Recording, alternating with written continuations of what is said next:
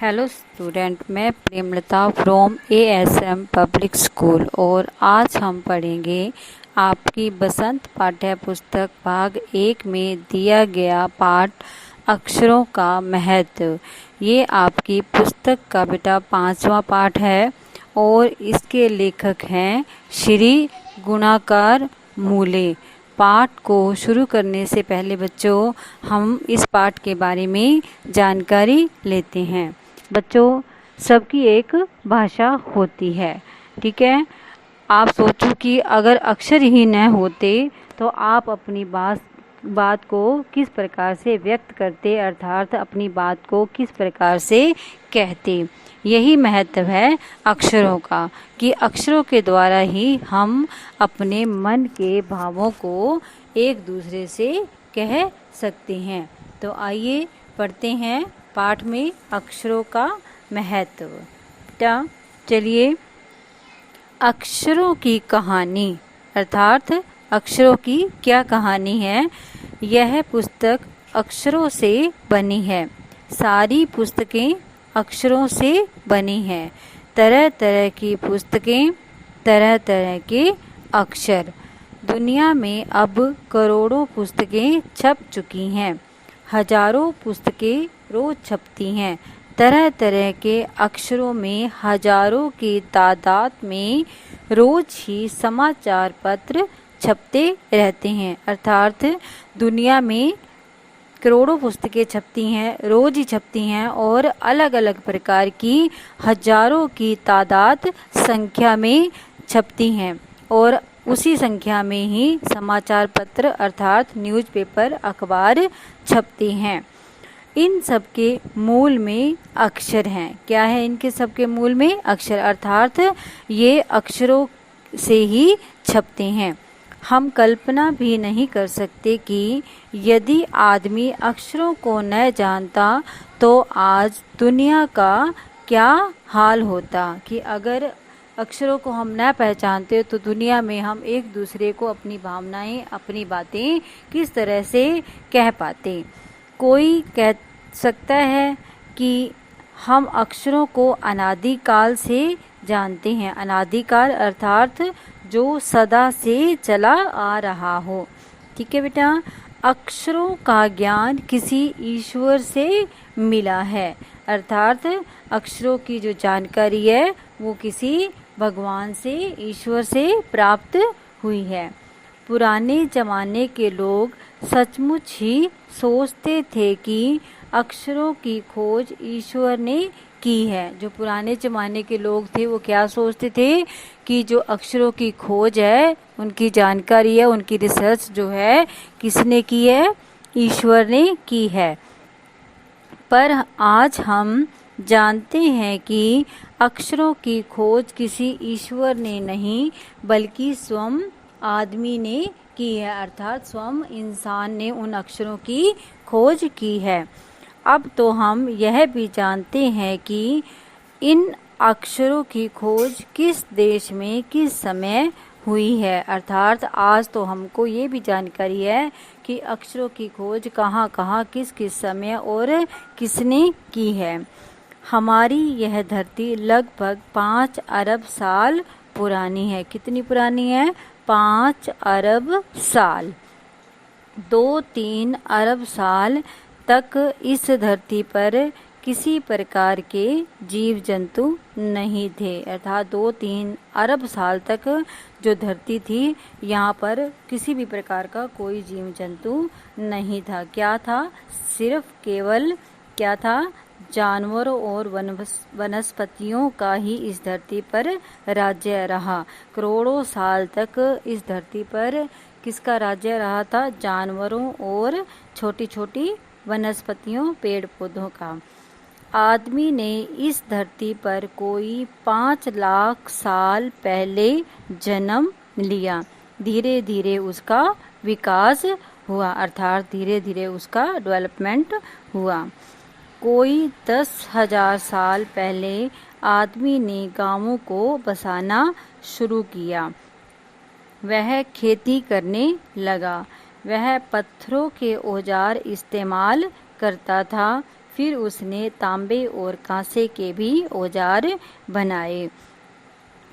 आदमी ने कितने हजार साल पहले गांवों को बसाना शुरू किया था? 10,000 साल पहले उसने छोटे छोटे गांव बसाना शुरू किया, उसमें रहना शुरू किया और धीरे धीरे फिर उसने खेती की। खेती के लिए उसने तरह तरह के औजार बनाए, कोई पत्थर के बनाए, तांबे के बनाए, कांसे के भी बनाए। प्रागैतिहासिक काल, ठीक है, मानव ने सबसे पहले चित्रों के जरिए अपने भाव जो है व्यक्त किए। प्रागैतिहासिक काल क्या होता है? प्रा अर्थात पहले, इतिहास अर्थात इतिहास से पहले का मानव, वो क्या होता है? इतिहास से पहले का जो काल होता है प्रागैतिहासिक काल कहा जाता है। मानव ने सबसे पहले चित्रों के जरिए अपने भाव व्यक्त किए, अर्थात अपनी भावनाएं किसके जरिए व्यक्त की? चित्रों के जरिए। जैसे पशुओं, पक्षियों, आदमियों के चित्र। इन चित्र संकेतों के बाद में भाव संकेत अस्तित्व में आए, अर्थात पहले उसने पशु पक्षी आदमियों के चित्र बनाए और फिर उसके बाद उसने अपनी भावनाओं के भावों के संकेत बनाए। जैसे एक छोटे वृत्त के चौहों ओर किरणों की घोतक रेखाएं खींचने पर वह सूर्य के चित्र बन जाता था।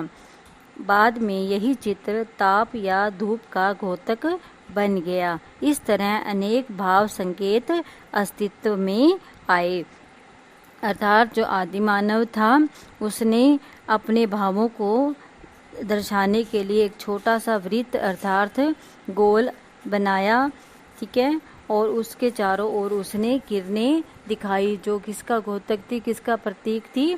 सूर्य का। और सूर्य किसका प्रतीक होता है बेटा? धूप का, अर्थात गर्मी का, ठीक है। गर्मी को दर्शाने के लिए मानव क्या करता था? सूर्य का चित्र बना देता था और दूसरों को बताता था कि ये गर्मी है, अर्थात गर्मी के लिए वो सूर्य को दर्शाता था। तब जाकर काफी बाद में आदमी ने अक्षरों की खोज की।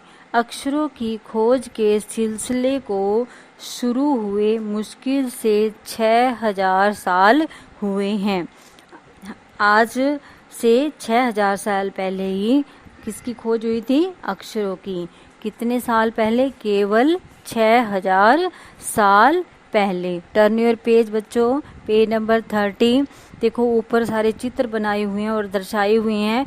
ये अपने भाव वो दर्शा रहा है कि कोई तूफान का देवता है जो सारे आकाश को घेरता है, कोई नगाड़े, पंखों में सुशोभित नगाड़ा, द्रोण काक अर्थात कौआ, ठीक है, दवाखाने में आदमी अर्थात दवाखाना अर्थात डॉक्टर के पास, हॉस्पिटल में।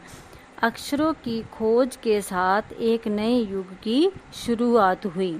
आदमी अपने विचार और अपने हिसाब किताब को लिख करके रखने लगा। तब से मानव को सभ्य कहा जाने लगा, अर्थात मानव को सभ्य कब से कहा जाने लगा? जब से उसने अपने हिसाब किताब को लिख करके रखा। आदमी ने जब से लिखना शुरू किया तब से इतिहास आरंभ हुआ, अर्थात तभी से उस इतिहास की शुरुआत हुई। किसी भी कौम या देश का इतिहास तब से शुरू होता है जब से आदमी के लिखे हुए लेख मिलने लग जाते हैं, अर्थात जब किसी आदमी के लिखे हुए लेख मिलते हैं तभी उसी कौम का, उसी जाति का इतिहास हमें पता चलता है कि ये जाति तब से, ये समाज तब से शुरू हुआ। इस प्रकार इतिहास को शुरू हुए मुश्किल से 6,000 साल हुए हैं। उसके पहले के काल को प्रागैतिहासिक काल यानी इतिहास के पहले का काल कहते हैं। अतः हम देखते हैं कि यदि आदमी अक्षरों की खोज नहीं करता तो आज हम इतिहास को ना जान पाते, अर्थात इतिहास में कब कब क्या क्या हुआ, ठीक है, हम किसी के बारे में हमें कोई भी जानकारी ना मिल पाती।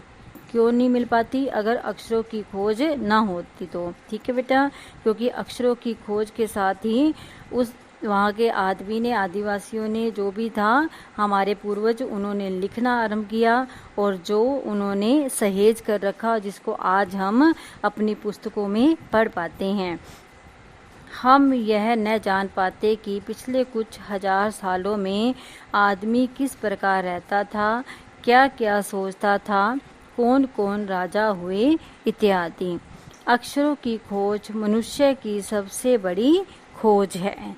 अक्षरों की खोज करने के बाद ही मनुष्य अपने विचारों को लिख करके रखने लगा, अर्थात अपनी अभिव्यक्ति को वो लिख करके रखने लगा।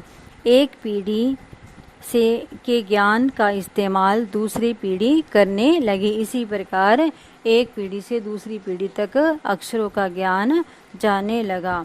अक्षरों की खोज करने के बाद पिछले 6000 सालों में मानव जाति का तेजी से विकास हुआ। यह महत्व है अक्षरों का और उनसे बनी हुई लिपियों का, अर्थात लिपि बेटा हर भाषा की अपनी लिपि होती है। जैसे हिंदी की देवनागरी लिपि, पंजाबी की गुरमुखी, अंग्रेजी की रोमन। ठीक है बेटा, अतः हम सबको अक्षरों की कहानी मालूम होनी चाहिए।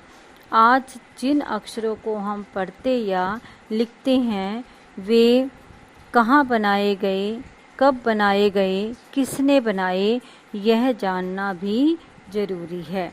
तो बच्चों, अगर हमारे पूर्वज इन अक्षरों को सहेज कर न रखते, इनको लिख कर न रखते, तो आज हम हमारे इतिहास की जानकारी भी ना ले पाते। ठीक है बच्चों, तो इस पाठ को ध्यान से पढ़ो, समझो। Stay home, stay safe, bye bye.